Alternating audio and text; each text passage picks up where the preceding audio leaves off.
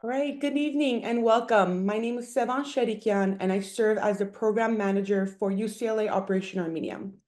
Tonight's event, titled Trauma-Informed Programming, Aligning Policy, Practice, and People, is part of our ongoing webinar series that we launched in January of 2024. Since its launch, our series has featured an incredible lineup of speakers from UCLA, the American University of Armenia, the World Health Organization, the Ministry of Health of Armenia, and many other healthcare partners. Each webinar has brought valuable insight and expertise, helping to elevate critical conversations and topics about health and healthcare in Armenia. This evening's webinar continues our webinar series with an in-depth look of trauma-informed programming and its application within communities.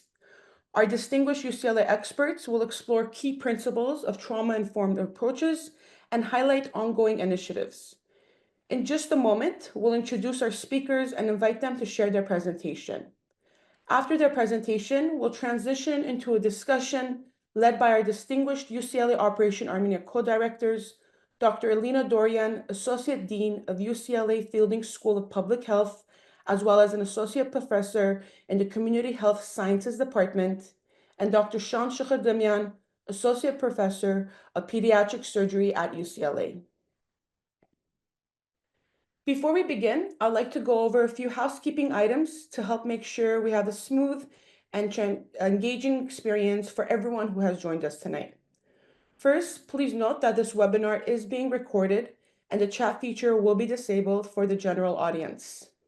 We will be utilizing the Zoom Q&A feature later in the program, and at that time, we invite you to submit your questions by clicking the Q&A button located on your screen on your Zoom toolbar. And finally, should we encounter any technical issues and get disconnected, please rejoin the webinar using the same link. With that, I would like to now hand it over to Dr. Sean Shechardemian. Thank you. Thank you, Sevan, and good evening to everyone joining us from different corners of the world. It's a pleasure to welcome you to this Operation Armenia webinar on trauma-informed programming, aligning policy, practice, and people. As many of you know, and as Sevan mentioned, Operation Armenia was born from a sense of collective responsibility to mobilize knowledge, resources, and expertise in support of Armenian communities throughout a sustainable, system-based approach. In that context, tonight's topic could not be more timely or more important.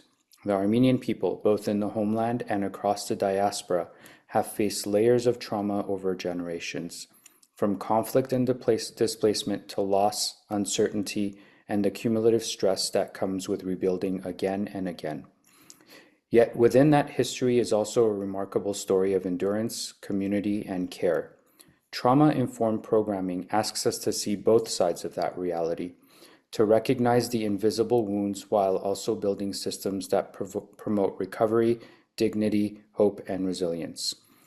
Tonight's session focuses on one of the most essential dimensions of that mission, understanding and responding to trauma not only as a clinical issue, but as a foundational approach for how we design programs, train professionals, and deliver care. Whether trauma arises from war, displacement, chronic stress, or illness, it affects every layer of society, individuals, families, institutions, and nations. Trauma-informed care reminds us that healing is not achieved by policy or practice alone, but through empathy, trust, and the ability to create safe environments where people can recover and thrive. Our goal this evening is to explore how policy, practice, and people intersect, and how trauma-informed principles can be embedded across education, healthcare, and community initiatives in Armenia and beyond. I'm especially honored to introduce two individuals who embody that mission. Drs. Talin Babikian and Dr. Valentina Ogaryan are not only leaders in their fields, but colleagues and long-standing friends whose work continues to inspire all of us engaged in these efforts. With that, it is my pleasure to turn it over to Dr. Elena Dorian, who will formally introduce our speakers. Great. Thank you so much, Shant. And good evening, everyone. Thank you for being here tonight. I have the pleasure to introduce our incredible speakers. Dr. Talin Babikian is a board-certified clinical neuropsychologist and associate clinical professor in the Division of Child and Adolescent Psychiatry at the David Geffen School of Medicine at UCLA. She's also associate director of the UCLA BrainSPORT program, an interdepartmental and multidisciplinary program for identifying and treating brain injuries, including concussions, in youth and professional athletes, where she oversees the Sports Neuropsychology Fellowship Training Program. Dr. Babikian is also the training director of the Semel Institute Neuropsychology Fellowship Program. She's actively involved in clinical research, identifying biopsychosocial markers of repair, recovery, and outcomes following a brain injury in childhood. Dr. Valentina Ogaryan is a licensed clinical psychologist with a background in health psychology and psychosocial oncology. She's the clinical director of the Mann UCLA Center for Integrative Oncology, where she oversees a robust clinical team providing care to patients and loved ones impacted by a cancer diagnosis. Dr. Ogaryan is also the training director, leading the multidisciplinary training program of psychology, doctoral, and social work trainees, deeply investing in the next generation of psycho-oncology clinicians. Dr. Ogaryan is passionate about providing culturally congruent care to a diverse patient population, encompassing models of cultural humility and approaches to psychosocial frameworks. Without further ado, it is my distinct pleasure to invite Drs. Babikian and Ogaryan. Welcome.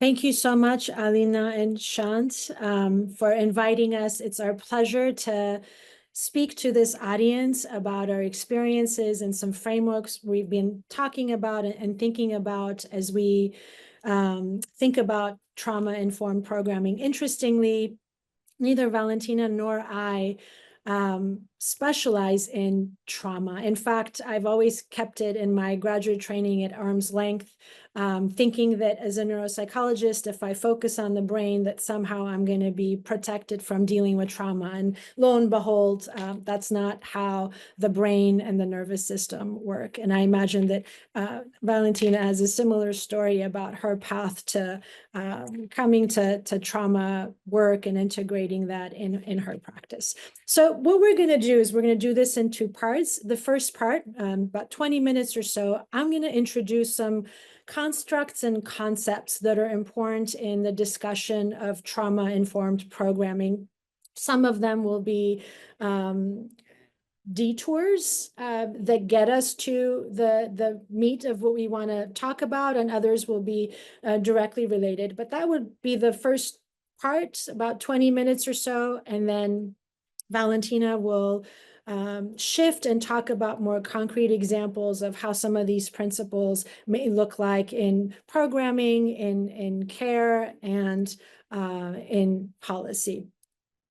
Before we have any discussion about trauma, it's important to put some parameters around it. Now, you know, when you have experienced trauma or witnessed someone experiencing trauma, you know it, and it's easy to recognize. Although to operationalize it so that we can have a definition when we talk about clinical manifestations of trauma, we need some language, but you can see in the definition up top that, you know, we've thrown everything in the kitchen sink in there because trauma experiences are really vast and broad and can have quite a range of sort of implications on people's lives. So a trauma in an individual's case is an event, a series of events, or a set of circumstances that an individual experiences that physically and emotionally can be harmful or threatening and have a lasting effect on a whole host of outcomes that we would be interested in healthcare. And I would say that threatening not only physically, but threatening to one's integrity, or their well-being in general. And it's also important to note that what someone brings to a traumatic experience in terms of their previous experiences, in terms of their ancestral experiences, in terms of their biological vulnerabilities, probably has more impact on whether or not they experience the event as traumatic than the details of the event itself. Said differently, two people can have the same exact experience, and for one, it can be extremely traumatic and have major consequences in their functioning and well-being, while for somebody else, it's just a bad memory. Moving beyond individual trauma is collective trauma. And obviously this webinar, one of the topics is Armenia and how,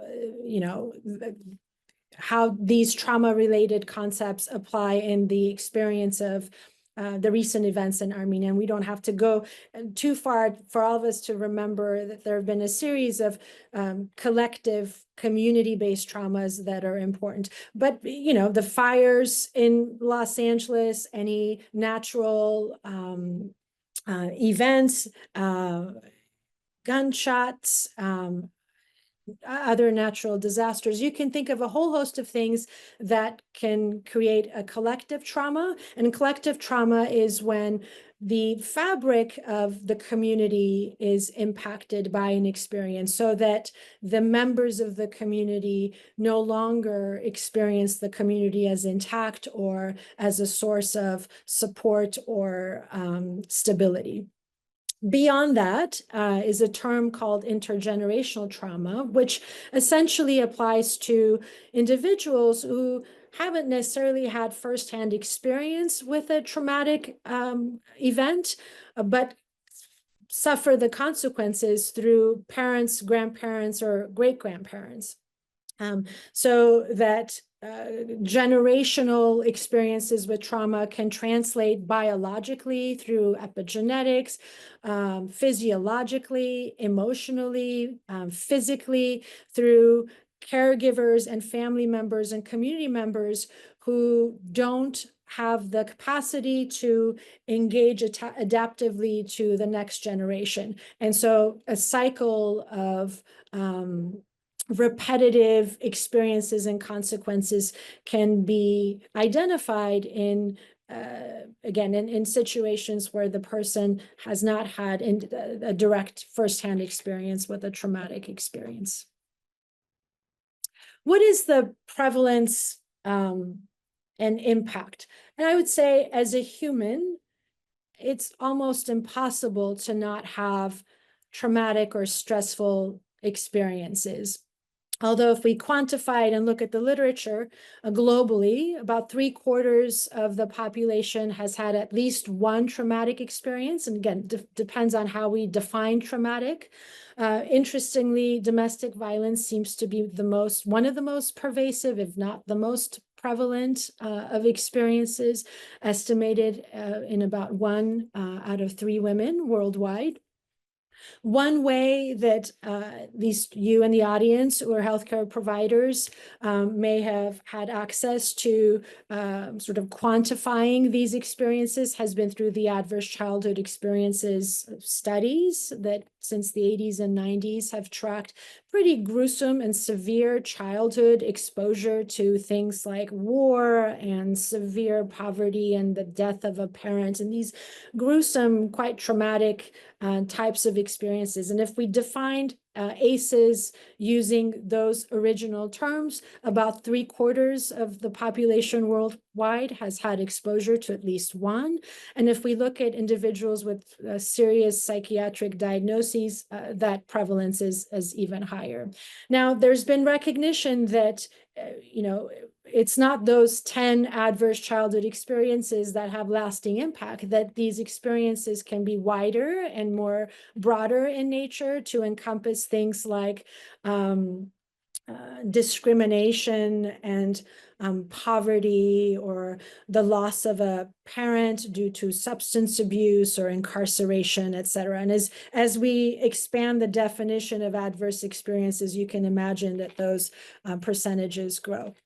Regardless of how we define these early experiences, there's a clear dose response of exposure to these traumatic stressful experiences, and a myriad of health and social outcomes. Pretty much anytime anyone's looked at any health, mental health, or socio-demographic outcome and looked at their association with early experiences, there has been one that's identified. Whether we're looking at cancer risk or recovery from an injury, from surgery, autoimmune diseases, chronic pain, other chronic kinds of illnesses, regardless of the health or social outcome of interest, there's a dose response to these early experiences. A couple of other concepts to just kind of be mindful of is, these traumatic experiences don't always occur in a single fashion. There could be complications due to exposure to multiple events. If we think about the crisis in Armenia, we're not just dealing with that one crisis. That crisis comes on the backdrop of not only their individual lifetime exposure, but again, as Shant very eloquently reminded us, a history of not just generations, but an entire history of events that complicates the picture. So sometimes there's reactivation of the trauma symptoms when there is a second event, or an event can mirror the prior trauma and trigger a response that's very similar to the firsthand exposure. If you forget everything we say and just remember these two concepts, Valentina and I will feel like we've done our job correctly this evening. The first is, in order to take a trauma-informed perspective, whether it's direct with a patient or all the way up the chain to policy and healthcare as a system, and replacing the question of what is wrong with you with what happened to you, sets the stage for thinking through these important concepts from a trauma lens. So what happened to you rather than what is wrong with you. The other really important takeaway is trauma is always relational. Even if the trauma has nothing to do with another human, one's relationship to oneself is in jeopardy. So knowing that, then it's really critical to also acknowledge and recognize that the antidote to trauma is always relational as well. So you'll see in our examples how important that people part of our title is to addressing trauma all the way from the bottom up approach of one-on-one interactions with people who have experienced trauma, all the way up to communities and nations that are dealing with larger scale traumatic experiences. Now, I will just say that a little bit of stress, trauma, toxic stress, these are words that are thrown around. In our lay language, a little bit of stress, our nervous system is equipped to deal with, and in fact could be a positive thing. So for the first day of school, the first day of a job, or giving a talk, these are all stressful experiences that give us the motivation and the focus to do a really good job. There's also tolerable stress. So these are not pleasant or helpful experiences, but they're tolerable. So these could be things like the loss of a job or the loss of a family member, but with buffer and support and other network in place to help individuals deal with these stressful situations when they arise. It's only when we're in that toxic stress period where we see the lasting effects on the nervous system. So toxic stress could be things like domestic violence or other kinds of trauma without the buffering. So I say this because later on we're going to talk about various ways to add buffer in to reduce the negative impact of chronic or toxic stress.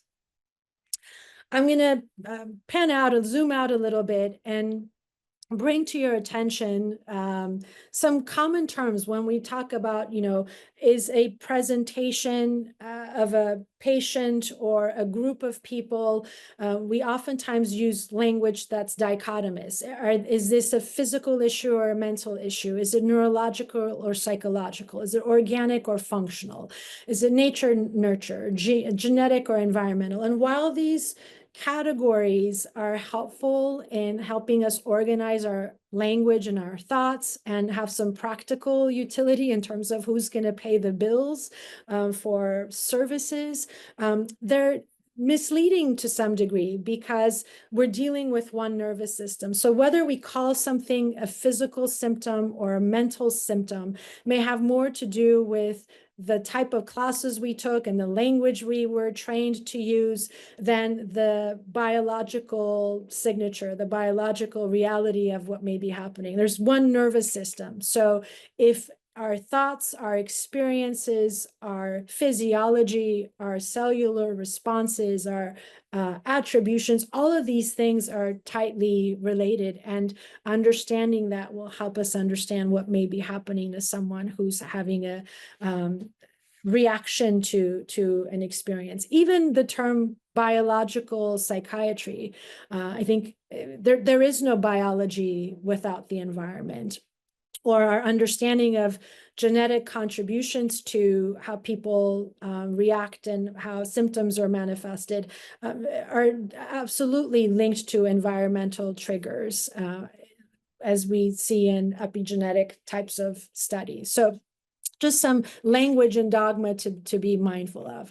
The other thing I wanted to again, zoom out and bring to your attention that will help tie together what Valentina presents next is, a while ago, I was wanting to understand the predictors of, I started off with mental health, and I realized that mental health was too restrictive. So the pillars of well-being in young people. And there's nothing in this cloud of terms and words that are going to be surprising. So the predictors of positive well-being are, doing well in school, doing well in a sport, having a supportive family, having good friendships, being active and engaged, and having agency. On the other hand, the predictors of poor well-being in young people are having a disability, being bullied, low self-esteem, anxiety, adverse childhood experiences, other environmental stresses. Again, nothing in any of these that's surprising. But the takeaway for me was, if I distill all of these things that are in the cloud into two foundational pillars, we end up with safety, trust, and agency as one, and purpose, connection, and belonging in the other. And if you want to nerd out with me for a little bit, the safety, trust, and agency parallels the sort of sympathetic architecture of the nervous system, while purpose, connection, and belonging is the parasympathetic, and we need both. So if we think about, if we're going to help out a young person, whether they're a patient sitting directly across from us because they came to us for a broken leg, or if we're dealing with a refugee family in Armenia or elsewhere, the safety, trust, and agency part, what we're doing is we're giving them a sense of trustworthiness. We're giving them agency, and agency is not control. Control is an illusion that's not achievable, but agency I see as a pathway to have some say over steps that can be taken that can improve their outcome or their well-being. On the other hand, the purpose, connection, and belonging is helping the person find their community again, find their purpose again, feel like they are belonging to a group. Now, if we were to not be talking about kids and instead be talking about adults, the items in that cloud would be different, right? There would be significant relationships with a partner, financial security, you name it, you can fill in the blank. But ultimately, those two pillars would be the same. Now, if we're talking about a group of migrants, refugees in Armenia, again, the labels in the cloud are going to be different. There's going to be issues about housing and schooling and finances and job and vaccinations, etc. But again, we're dealing with the same two pillars of safety, trust, and agency as one, and purpose and connection and belonging in the other. So all of our efforts, whether it's direct patient to clinician, all the way up to policy and programming, these are the foundations that are being instilled. And we'll talk about some examples of what this may look like in the populations. Now, I will say that actually, the reason I know Alina is I did a series of studies where I was traveling and various parts of the world early on in my graduate education before I became a neuropsychologist, studying HIV risk in youth. So gladly, I went to Armenia. It was my first time there to collect data there, but we had data from other countries in Eastern Europe and Africa and South Africa and Central America and the United States and the Caribbean.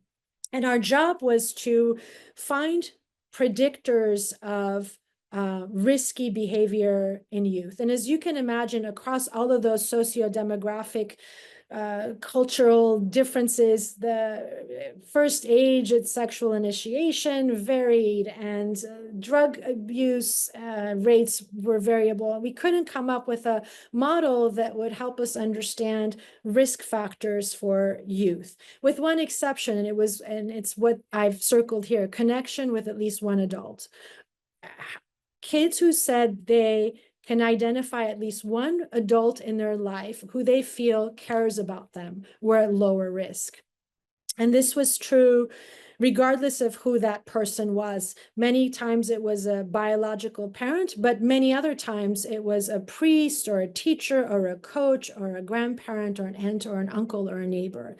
And while, in this context, this finding was important, since then, the 25 plus years since then, this finding of connecting with at least one adult has been found in many other clinical populations, in dementia, in refugee health, in access to care. So to highlight the people part of this talk of how important this one element is in making people feel that they have purpose, that they do belong, and they are cared for. I'm going to spend a little bit of time on this graph, and then I'm going to hand it over to Valentina. What I've included here are all the different evidence-based treatments to restore, regulate, and rehabilitate the nervous system, including after trauma. Now, in the healthcare business, we're very versed in the columns that are at the farthest ends. The pharmacology, the physical interventions, whether they're medications, procedures, etc. And on the far right, all the therapeutic, the talk therapies, the biofeedback, neurofeedback, education.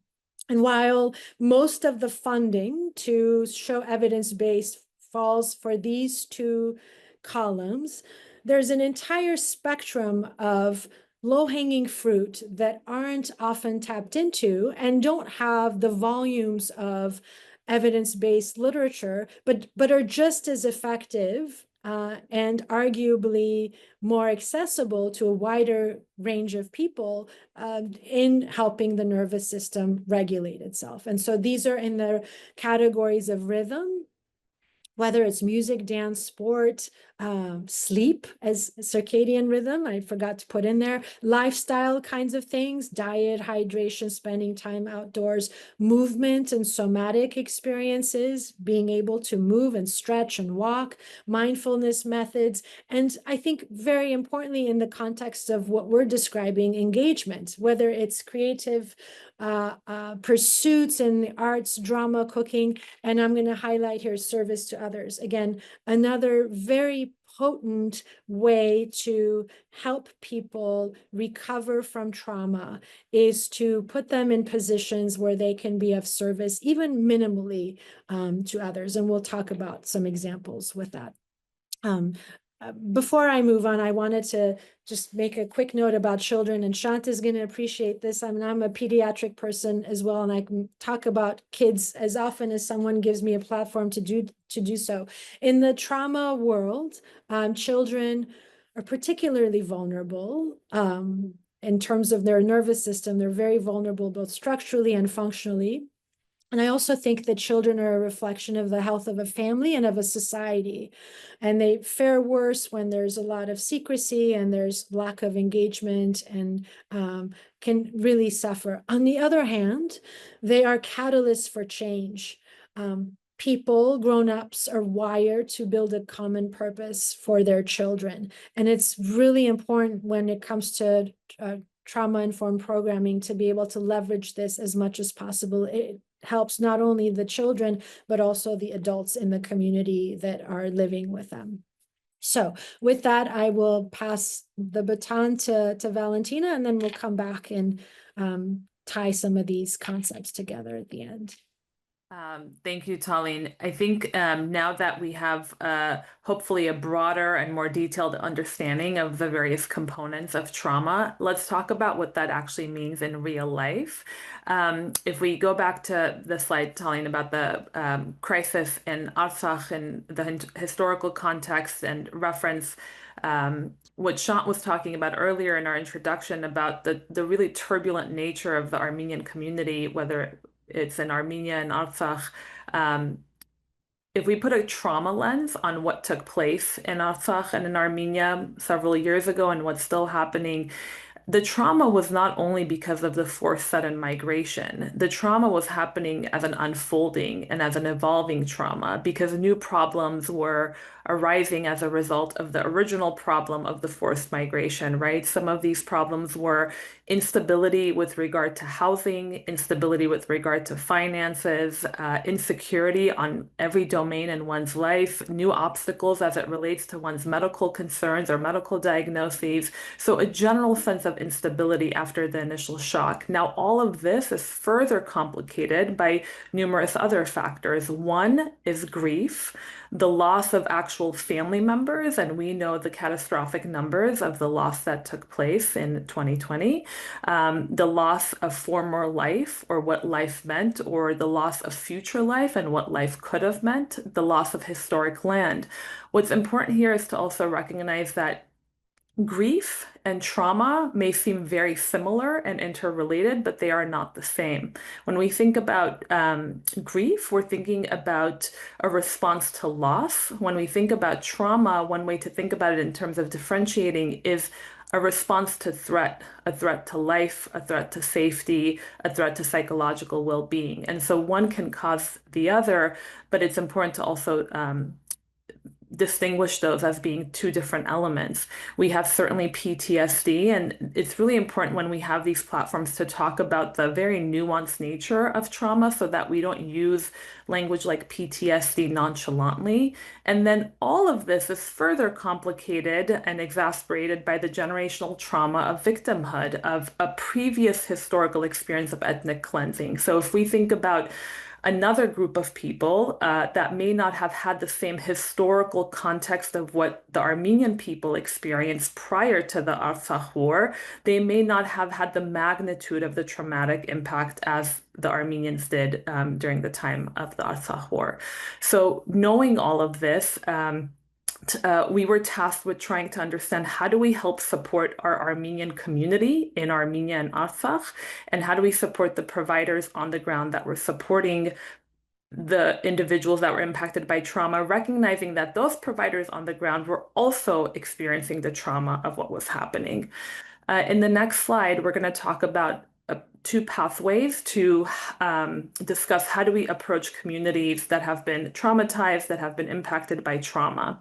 And if we think about these, we broke them up into two because that's what the literature tells us to do, but oftentimes they come together hand in hand.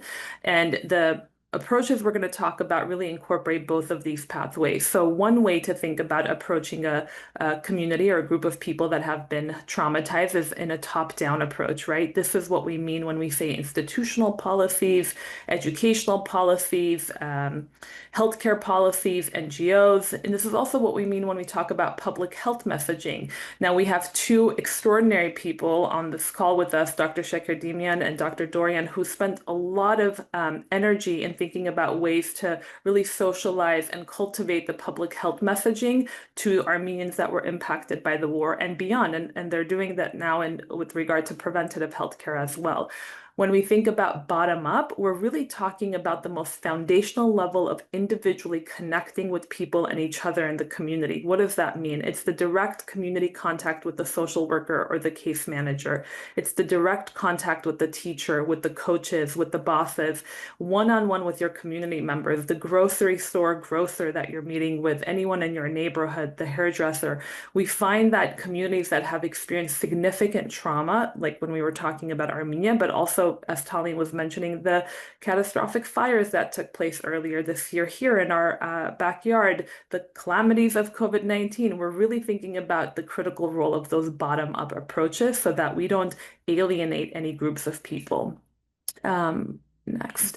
So we're going to talk now just about three different approaches to how Talin and I really thought about supporting our fellow colleagues and peers in Armenia. One that we're going to address is resilience. So I'm sure all of you have heard about this concept, but it's one that's really critical, especially in the aftermath of trauma or as the trauma is happening. So resilience is a very active process. It literally means, by definition, the ability to bounce back from adversity. And it doesn't stop there because it also means the ability to bounce back from adversity and still be able to grow in that adversity or be able to thrive. This is important because it really shifts from pathologizing to thinking about helping an individual, shifts from pathologizing and thinks about helping individuals, families, and communities about their strengths. So there are different sources of resilience. One of them is individual, but we really think of individual resilience as a little bit more limited because it typically ignores social and cultural context and lack of access, and it alienates the concept to talk about oneself with a stranger. So we really focus on family resilience, community-based resilience, and society resilience. In the next slide, we're going to talk about 4 themes as it relates to resilience. So it's about building community and enhancing social connectedness. As you guys may recall, in the pillars of well-being, one of the large pillars is about being able to connect, being able to have purpose. So we want to focus on building connections and rebuilding connections that may have been impaired. We want to collectively tell the story of the community through experience and response. So here, when we talk about public acknowledgement is key, it's not necessarily, well, did we publicly acknowledge what happened on a TV platform? It's more about, did we get together to actually acknowledge what was happening and provide affirmation for that? A lot of what Talin and I did post-war in terms of ways that we thought we might have been helpful or we were intending to be helpful was literally listening to our colleagues talk about experience and talk about what they needed. And a lot of that was our attempt at affirming their experience. We really want to focus on reestablishing rhythms and routines. So even as things are incredibly chaotic or it's in the aftermath of trauma where it's difficult to actually digest what has happened, we want to do our best to get back to rituals, to gatherings, to holidays, because that is what's going to be the buffer, as Talin was mentioning earlier, to mitigate the more complicated symptoms of trauma that can happen. We know trauma is consequential, but we also know that when we have buffers like resilience, we'll be able to mitigate the more negative consequences of it. And then finally, we want to arrive at a positive vision of the future with a renewed sense of hope. Restoring hope is key. I will share sort of through our personal example with Talin and myself. We worked a lot with our Operation Armenia colleagues and peers, and at times, even when we became somewhat disillusioned or a little bit melancholy about our experience as we were trying to provide support to our peers, almost always one of us restored a sense of hope. And that's the way we came back together as a community, so that even if I couldn't hold the hope in the magnitude I wanted, I knew that my peer and my friend, my colleague was going to do it for the both of us until we could move forward. In the next slide, we're going to talk about another approach to trauma-informed care. So regardless if you're listening to this webinar and you're here today or you're going to listen to it, even if you are not a clinician in the traditional sense of being a healthcare provider, anyone really can apply these concepts in the aftermath of trauma. So the SAMHSA 6 Principles of Trauma-Informed Care, and SAMHSA stands for the Substance Abuse Mental Health Association. Talin referenced it earlier in her slides, talks about these 6 core principles helping mitigate the impacts of trauma, and really sort of highlights what Talin mentioned earlier. If we can apply these concepts, then we move away from this ideology around what's wrong with you to what happened to you. Talking about safety, we're really ensuring physical safety, psychological safety. We're making introductions in a way that are non-threatening, trustworthiness. We can think about how important trust is in our own interpersonal relationships. And as Talin was talking about the role of relations, we really want to restore the sense of trustworthiness. So if it's a community member, a case manager, a caseworker who makes a promise that they're going to deliver something, we really want to make sure that they do, so that it restores a sense of trustworthiness in the community. In terms of empowerment, one of the things that Talin mentioned earlier about agency, when we think about empowerment, we're not thinking about someone feeling as though they have power or control, but it's about the agency of making specific choices that can help determine their future destiny. And the way I kind of think about this a lot is, what is most proximal in terms of being able to make choices? So can you make choices as it relates to housing, as it relates to what your next move is going to be, what tomorrow is going to look like, anything that helps you make a choice, collaboration with other organizations. And then the one that I'll focus on, and we'll move forward in the interest of time, is peer support. A lot of what Talin and I have been talking about, and we hope you will all take away, is that a community that has been impacted by trauma, one of the best ways we can help said community is to help the community help itself. And part of that is with the peer support that happens. In the next slide, history, gender, and culture, all of that. In the next slide is something called psychological first aid. Many of you, again, regardless of your discipline or your background, you may have heard about psychological first aid. It's an evidence-informed approach, trauma-informed, of course, that is really delivered in the immediate aftermath of a traumatic event. And as Talin was mentioning, it's not only about Armenia being the example, but about any natural disaster, any traumatic event. A lot of these concepts, so the way we connect, the way we engage, how we establish safety and comfort, how we gather information about current needs, practical assistance, connection to social support, helping with adaptive coping strategies, all of these thematically fall really well within the pillars of well-being that Talin referenced earlier, right? So the entire goal of PFA is, how do we help our individual community members as a community have all of their basic needs met? That is not the time post-active trauma to talk about processing feelings. It's about, how do we restore safety? How do we restore cohesion? How do we restore order? How do we get all these basic needs met so that we can mitigate the possibility or the likelihood of PTSD as a DSM-5 diagnosis, for example, developing? So some of the most basic things are, have human contact as you're engaging with others, make eye contact, create a calm environment, ensure that people's basic needs are met, and offer suggestions that are practical, not that are future-based and would be inaccessible. We can go next. And this is really sort of our big takeaway message before Talin takes us home. But we really want to think about community healing recovery activities as being essential to supporting impacted communities. As I said earlier, if there's one of the things that you can take away, is that we really want to help impacted communities help themselves. And the most effective activities are the ones in which the community members are already engaged in. And so it feels familiar, it reduces the stigma. So some of these, I'll go through them, and I think we can all certainly brainstorm and think about ones that maybe more relevant to you and to your communities, and not all of these will stick or be relatable to you, but storytelling. We have so much evidence in the literature that tells us that storytelling can help someone feel like their narrative that was incohesive and insensible can feel cohesive again. When we think about anything related to the arts, if we're going to talk about the Armenian community, this is a big sort of factor for the Armenians. Drama, theater, dance, music, song, cooking and baking, doing things with our hands, whether it's art and paint and drawing, gatherings. This is essential during a time when a community is trying to come back together to restore its sort of safety, cohesion. We want to be able to have gatherings that help people feel more connected to each other. As one of the pillars that Talin was talking about, it's a sense of really being relating and connecting to one another. Writing, journaling, poetry, which goes in line with a lot of the storytelling we were talking about. Service to others. Talin had circled this earlier about how critical this is also in terms of recovery and adaptive coping. Sports, rituals, routines. Some of these rituals can be religious in nature, it could be spiritual in nature, it could be traditional in nature, and any sort of community-guided activities that can help people feel more collectively together again.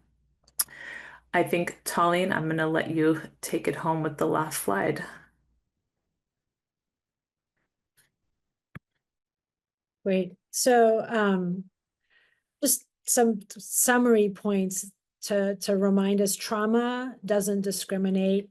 It's unavoidable. If you're human, you most likely will have a traumatic experience. But trauma is relational. So it's its antidote. And you've seen some concrete examples and some abstract examples of how important that person part of dealing with trauma can be, both from a bottom-up perspective, but also from a top-down perspective. Trauma is intergenerational, but so is the healing. And in trauma work, think community, think family, and think children. Esther Perel is a psychologist I admire quite a bit, so I'm going to finish up with some thoughts and quotes from her, she spent a lot of time dealing with communities and families that have dealt with quite a bit of trauma. She herself is the daughter of parents who were the sole survivors of the Holocaust. And so she has taken that experience and is a renowned relationship expert that talks about this topic very eloquently. She talks about two types of people or communities that come out of trauma: those who didn't die versus those who come back to life. And she says the former, the ones who didn't die, don't take risks. They think the world is a dangerous place. They can't experience joy without guilt, nor can their children and their legacy. They're surviving, but not truly living. And this is in contrast to those who come back to life. Those who come back to life understand that a sense of aliveness is an antidote to death. They experience a life force that allowed them to transcend their condition. And having survived, they want to make the best of life and live to their fullest, which I think is what is possible after a traumatic experience, both for individuals, for communities, and for nations. So why don't we pause there with what we have prepared for you. We're so eager to hear a discussion, curious what questions you may have and what you'd like to add to what Valentina and I presented for you this evening. Absolutely. Thank you. First of all, thank you both so much just for the incredible amount of work that you have done, and I know will continue to do. Also, just in the thoughtfulness of tonight and, really creating the framework for all of us to think about the work that we do, not just, sort of these pieces, but, we've talked about this a lot. And I think this is the question I want to go to since I have the mic first. As we've been doing work right now when we together, in that community well-being project and really thinking about community well-being workers and really that bottom-up approach in our programming, but understanding that one, Armenia, but probably everywhere in the world, really doesn't have those mental health resources and sort of the sustainability of that, the complexity of that, the culture in that, just all of those pieces. Really thinking about how do we truly do this work with that trauma-informed lens through maybe, I don't want to call them non-traditional, but sort of non-clinical routes or, programming, basically any type of programming we do. So, I mean, I just kind of want to turn it to you all and to give us a little bit about your thoughts around that and how valuable, but also how powerful could that be if we sort of shift or sort of add that lens to a lot of the other work that we're doing in Armenia. I think having the community-based approach is actually more potent than any expensive, well-trained, higher level care that we think is the gold standard. Infiltrating the community with some catalysts to help implant these ideas of getting people together, to get the creative people together to do their storytelling, to read books to children, to express ideas to each other, to cook and bake and do things that are not necessarily related to sitting around and talking about their trauma and their grief with a person who's not accessible, who costs hundreds of dollars an hour. I think if all of those things were on the table, I would wager more that the community-based model is probably more potent, has longer lasting effect, and can have that generational impact. I think that's where the focus should be, is to be able to plant key players in the communities we want to be impactful so that they can grow these ideas into camps, into educational opportunities, into peer groups, into dance classes, etc. That's where the healing from a community-based comes from.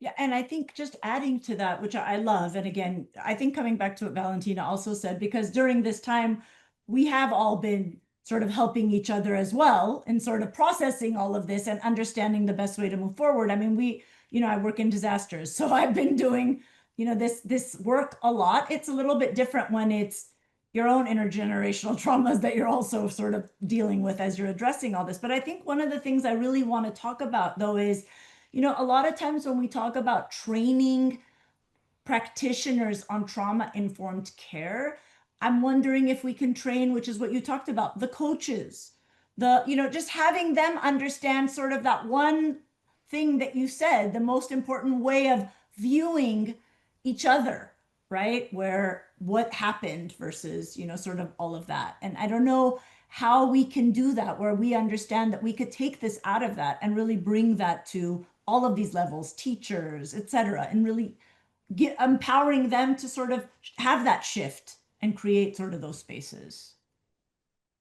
I mean, I think I'll just echo a lot of what Talin said in response to that too, Dr. Dorian. A lot of what the Community Wellbeing Project that you and your team cultivated is in essence this foundation. It's exactly that, right? And I remember when Talin and I met to put something together for them, we felt like we were 100% not the experts. They're the members in which they're living in and impacted in the neighborhoods, the towns, and the villages.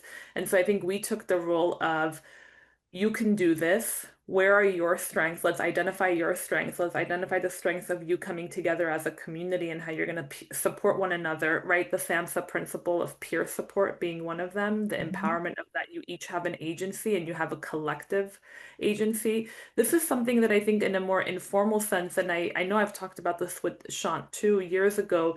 One of the things we did when in the aftermath of the war, or as the war was happening, was just simply teach psychological first aid to the providers that kept saying, can you give us trauma techniques? It was really not the time for trauma techniques. And I think Talin and I were talking about this last night.